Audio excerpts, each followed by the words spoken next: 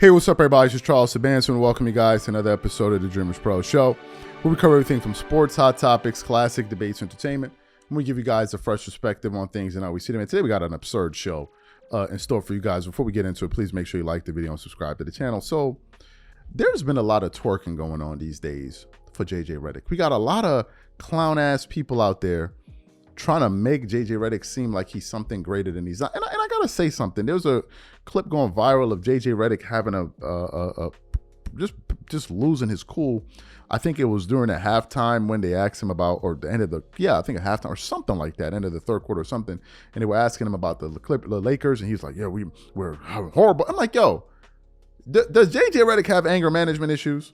Because a lot of you jigaboos have been trying to pass it off as passion. And it's like, that dude looks like he has an anger management problem. So there's been a lot of twerking going on. A lot of twerking. And I've been trying to figure out why so many people are protecting him. And I said this to Gilbert Arenas just yesterday. I'm not trying to name drop, but I'm talking about an issue I'm having. I said to him, I said, why aren't you dudes keeping that same energy for JJ Redick the way you kept it for Darvin Ham? And he said, oh, no. It's only his first year. So it's next year we're going to start holding him accountable. I'm like, but that's not what y'all did with Darvin Ham. Y'all did not do that with Darvin Ham. Hold his feet to the fire. But for whatever reason, you got all of these people up here twerking it up all day long, hollering and screaming, talking about how great of a coach JJ Redick is. Going into the season, they talking about some damn, we think he the next Pat Riley. What? Really? The next Pat Riley. So we've been having people covering for JJ Redick all over. I don't understand why they're doing this, by the way. I don't understand why he gets to get a pat. I don't get it. I truly don't. So what happened? Yesterday, I'm looking at a segment on ESPN First Take, and they're doing a rundown of some of the games that took place in the NBA, and they get to the Lakers. And they start talking about the Lakers, and then Stephen A. Smith gets into this whole thing of, JJ Redick is doing a fantastic job with the Lakers. I just wish he had more he's doing a fantastic job with the Lakers, but this is the roster that he has. And what do you expect him to do? He's doing a fantastic. And I'm like, yo, what is going on with you dudes right now? Yo, like this whole thing got me tight. Like, yo, why y'all over here defending him and making all of these excuses for JJ Redick, talking about, he is the roster that he was given. I never heard this last year. Never heard it.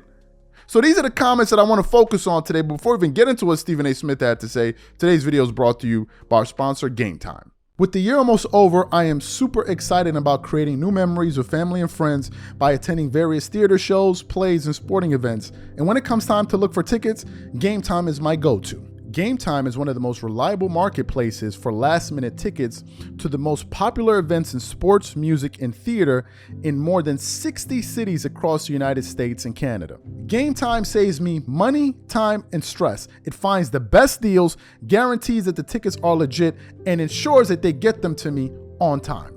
Game Time Picks is my favorite tool. It cuts through the fluff and shows you the best deals on great seats near you so you don't waste time searching. For example, I look forward to this upcoming NBA Cup between the Thunder and the Lakers. Here's what I like to do. First, I select an all-in price to see the total ticket price up front, so I'm not surprised by the additional fees at checkout. Next, I click on Game Time Picks to check out their curated deals. And finally, I pick the ticket I want. I choose the cheapest deal, the great deal, or the amazing deal. Once you select the ticket you want, you can use their panoramic seat view to ensure you know exactly what you're getting before you buy. So take the guesswork out of buying tickets with Game Time. Download the app, create an account, and use code CLNS for $20 off your first purchase. Again, create an account and use redeem code CLNS for $20 off. And remember, whenever you support this sponsor, you're supporting this channel. Thank you. So what we want to do is play his comments. It's only about a minute or so. I want you guys to listen to it, and I'm going to come back and react to this nonsense. Take a listen to that there. Hachimura is a good three-point shooter. I don't know why he's not being more assertive and more aggressive. I just look at the Los Angeles Lakers right now, and I see a few teams in the NBA that's better than them. I do want to say this, however, about JJ Redick. JJ Redick can coach. JJ Redick knows basketball. His attention to detail is undeniable. They look better than they have in recent memory in terms of that attention to detail and how he's been performing. I got to give respect and love where it's due to him. I think if you give him some young thoroughbreds that can hustle up and down the court and prioritize defense just as much as they prioritize offense, I think that you'll see a far better Lakers basketball team. But right now, you got to work with what you got to work with, and you got too many guys that's living that LA life, and it just appears to show itself on the defensive side of the ball. They ain't interested in hustling nearly as much as they should, and that's what I find to be very, very flagrant, and I think it's holding back LeBron James and Anthony Davis. So you heard the nonsense that he said, talking about, oh, it's the roster that is this not the same roster that Darvin Ham had last year? So why wasn't I hearing anybody talk about the roster? All they talked about was the ineptitude from the coach. But this year, it's like, oh, well, this is the roster. I'm like, yo, what is this? What exactly is going on? Why are so many people defending JJ? I don't understand it. I don't understand it. Hold his feet to the fire the way you do everyone else. Hold his feet to the fire. You're talking about JJ Redick is doing it. What fantastic job is he doing? Before the win they just had against the Spurs last night, or 2 nights ago before Thanksgiving, the first 17 games of JJ Redick's coaching career with the Lakers and the first 17 games of Darvin Ham, they had identical records of 10-7. The same record. The same record with the same roster, with the difference of Dalton Connect and what's his name? And Bronny James. But JJ Redick is doing something fantastic. The way he has these guys. What in the hell are you talking about? The Lakers did not play defense last year, and they're not playing defense this year. But I want to get into some proof, some data here, because some people feel like, oh, maybe you're just saying this because maybe you have something to get. No. Let's actually get into the data here. All right. Let me give you guys some data from last year for the Lakers. Last year, the Lakers had an offensive rating of 15th in the NBA. You're like, okay. This year, their offensive rating is 5. Oh, wow, that's an improvement. They've improved their offense. Now, let's look at their defensive rating last year. Last year, they had a defensive rating of 16 out of the 30 teams. This year, their defensive rating is 26. 26 out of 30. So their defense has actually deteriorated under JJ. Their offense has improved, but the net gain is nil. Net gain, I'm talking about losses, wins and losses at virtually the same time of the year. The same identical record.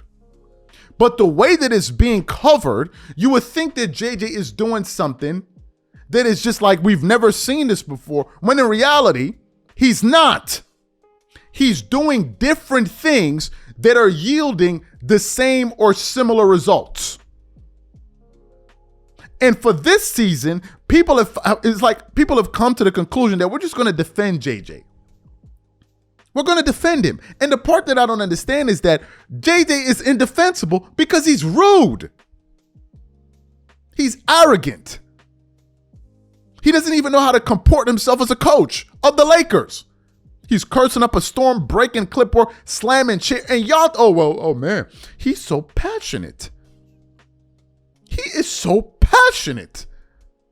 We're going to call what JJ does. Let me tell y'all something. If Darvin Ham behaved the way that JJ Redick behaves last season, this year, the last season, do you think they would have been calling what Darvin Ham was doing passion? Do you think they would have been calling what Darvin Ham was doing passion? To me, I think they would have said he's out of control. To me, they would have said he's an emotional wreck. But when it comes to JJ, all of a sudden it's passion. When did y'all fall in love with passion all of a sudden? And Stephen A. Smith, let me tell y'all something. I'm 100% certain Stephen A. Smith watches absolutely no basketball games. Do you know why I'm saying that?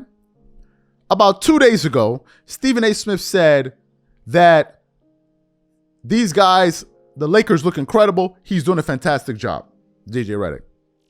Just yesterday, he's saying, oh, man, well, what do you expect him to do? I mean, what do you expect him to do? He has the roster that he has. It's like, what I don't understand. What changed in one game? They lost to the Suns. It's like, man, I mean, like, you know, I mean, he's doing his best. Now all of a sudden, it's like, well, it's a roster. And I'm like, is this guy watching these games? JJ's doing a fantastic job. Where? Based on what? What are you basing this off of? What are you basing this off of? When the Lakers went on a 6-game winning streak, he's like, the Lakers look really, really good right now. I like the job that he's doing. It's like they're playing nobodies. Are you watching these games? And I'm like, I'm not saying that, oh, he needs to watch all of these games. No, I'm not saying that. But the analysis you're giving, it seems like you don't watch them, but nevertheless, you're very sure about what you're saying. You're very sure. Even if I listen to some of the analysis, like we need to work on the defense. And I'm like, is somebody giving Stephen A. Smith these points? Because these seem like very superficial points. But they need to work on their defense. I'm like, that's something you can just go Google and YouTube and somebody will tell you that. But again, why are we defending JJ Redick so much? We didn't give Darvin Ham the same grace and the same benefit of the doubt. But they're doing it for JJ. I already gave y'all my reason why I think they're doing that. I already gave y'all my reason. And if you feel any kind of type of way watching the show, then it applies to you. Catch you on the next one. I'm out.